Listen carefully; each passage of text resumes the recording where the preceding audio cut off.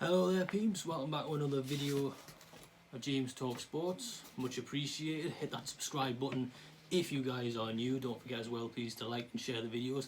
Thank you very much to everyone who's been getting involved so far.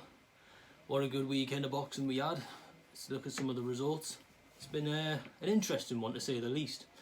I just finished last night. I watched the Yarde versus Arthur fight. I know I was meant to upload yesterday, but yesterday was just a very busy, hectic day. It wasn't very good for me. But even so, here we are. The fight ended 117, 111, 115, 114, 115, 114 to Lyndon Arthur, which is fair. You know, whichever judge gave it to Yarde, that's ridiculous. I had it a draw myself personally, but I can see how people gave it to Lyndon Arthur because he was just better.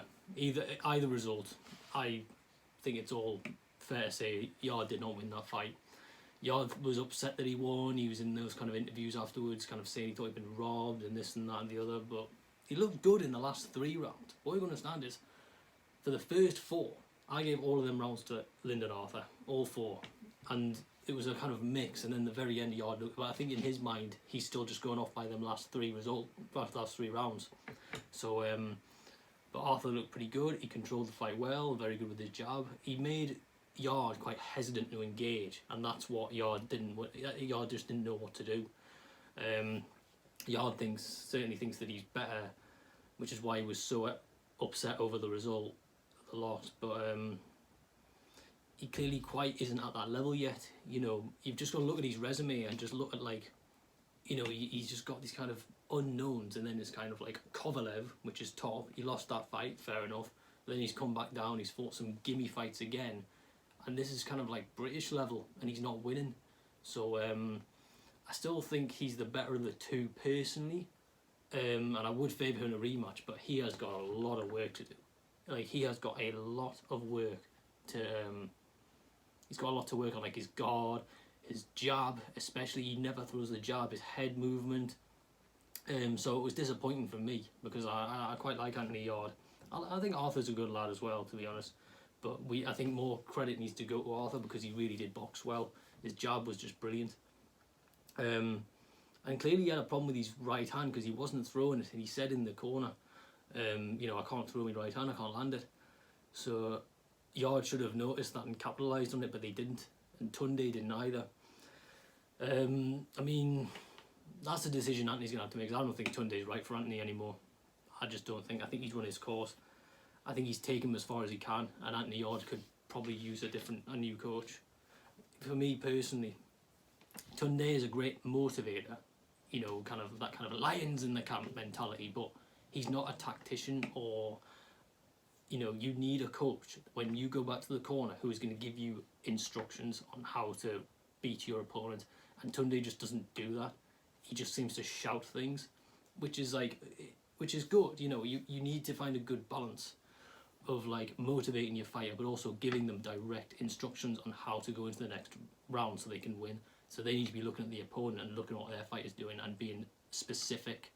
And Tunde, I just don't think Tunde's like that. I mean, look at Floyd Mayweather Senior, the way Senior is in the round when he's literally just standing in front of him and showing him what to do. He's like, listen. Or the way Kronk was with Tyson Fury or someone like that, you know. So the rematch, I think there's going to be a rematch. That'll be interesting, and Arthur will be confident in that fight. He'll be like, hey, I beat you once, I can beat you again. But hopefully Yarde can come back. If he loses the rematch, I don't know, long way back, long way. It's been a bit of a shocker for Frank Warren, hasn't it? You know, he had Daniel Dubois lose to Joyce the other week. He's another prospect. Anthony Yarde's another prospect. He had him lose to Kovalev. Fair enough, you know, it's Kovalev, he's a world champion, but he's now had Yarde lose to, you know, a British level fighter in Lyndon Arthur, so it'll be interesting to see where we go from there. The other fight that was the weekend was one which went completely under my nose, was the Billy Joe Saunders versus Martin Murray fight, which, again, I wasn't too bothered about it. I mean, if this was happening like 4 years ago, I would have been really invested in it, but I don't know. Billy Joe Saunders won every round, which is not surprising for me, as I was expecting him to win, as I said in my preview. He needed to make a statement. Like I said, he needed to look good in that fight to really kind of show, I am back. And he didn't, really. After round 8, it was clearly evident he wasn't going to get Martin Murray out of there. There wasn't going to be a stoppage, so I think he just kind of took his foot off the gas a little bit.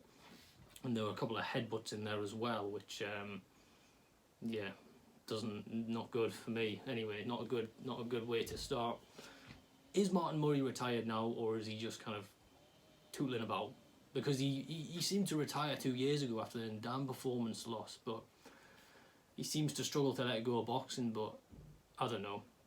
I think the hype behind Billy Joe is back, but it needs to stop, because you can't say after beating a 30, Billy Joe's like 31, Martin Murray's 38. You can't say after beating that now he's ready for Canelo, or like Tony Bellew saying, oh, the next fight to me is Billy Joe versus Golovkin. Sorry? What has Billy Joe done in the last 3 years to deserve and warrant a fight against Golovkin? Who's he bought? Who's he beat? You know, he's what, David Lemieux 3 years ago? No. Martin Murray, who's been out the ring and beaten up and was at his peak 10 years ago? No, not for me, man. He can't be like that. If he faces Golovkin or Canelo, personally, I think he's not going to beat either, especially at 168. I think he's better at 160. But the problem is, he struggles to make that weight at 160 because he doesn't live the life. You know, that's one thing I can say about Canelo. You know, despite all the kind of dodgy meat substances and stuff like that, he's always in the gym. Always in the gym. You know, all you see on his Instagram, and Golovkin, despite his age, he's still in the gym 24/7. And I think that's Billy Joe's problem, is he doesn't take it as seriously as them. But he needs to, because Billy Joe right now is at his peak. So he needs to act fast. 2021 needs to be his year. Stop talking and just start signing contracts.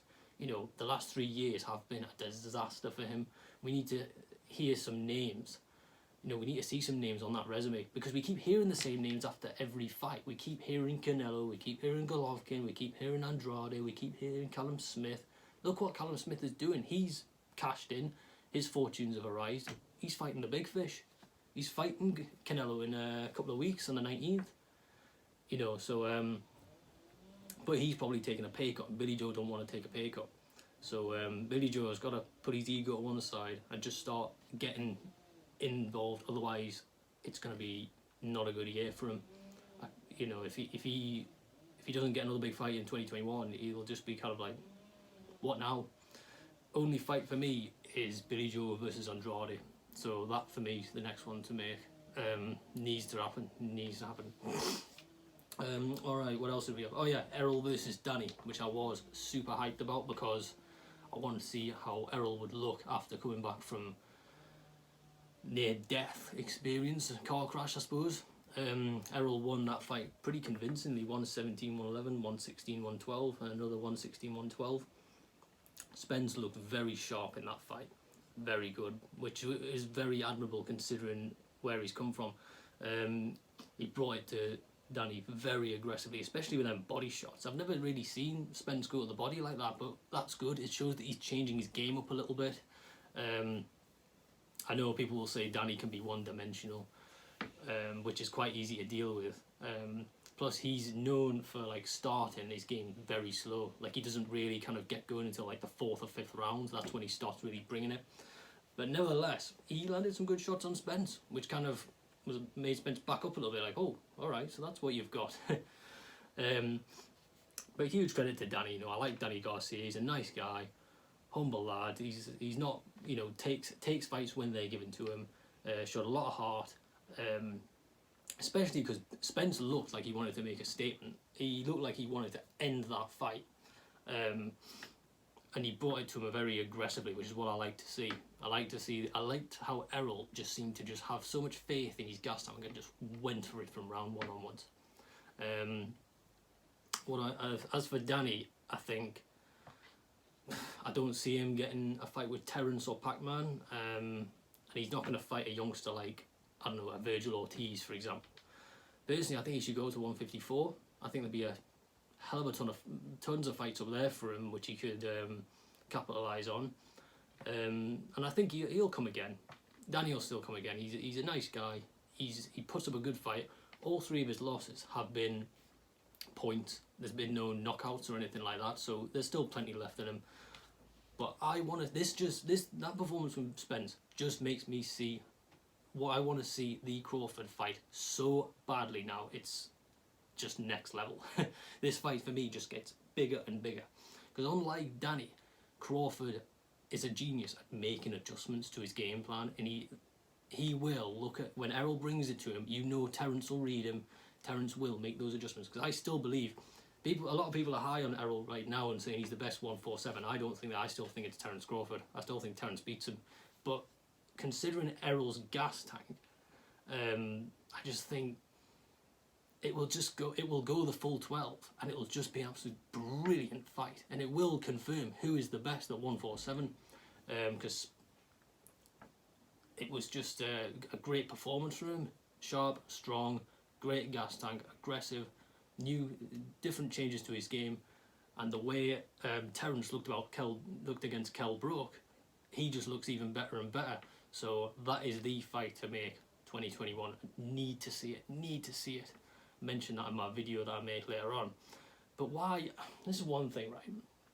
Why did Spence not call out anyone when he finished? You know, they put the mic into his thing, and he's like, "Oh, I bought a new place, and I got horses and this." That's great, that's fantastic, but do that in your like post-fight interview, okay? When you're in the ring, you've literally got Terence Crawford sitting right there, ringside. I want you to stand, look him in the eye, and almost dare him to come in the ring. Say, "Dude, let's make it. Come in this ring. I dare you. I am back." But he didn't. I don't know. I don't want to see talk of Spence versus Pacquiao. I don't want to see Spence versus Pac-Man. You know, that does nothing for me, because Pac-Man is a legend. He's one of the greatest. He's top 10 of all time for me. But he has nothing left to prove. He just wants one last big payday, and then he'll probably retire. I think Pac-Man probably wants Conor McGregor or Amir Khan. So for me, Spence Crawford has to happen next year, and that will be one of the best, easily, because he got the best against the best. So here's hoping for that, peeps, and here's to the big man AJ fighting next weekend. I'll be doing a preview for that and a review after he's finished. Here's hoping he gets the win there. I'll see you guys soon. Peace.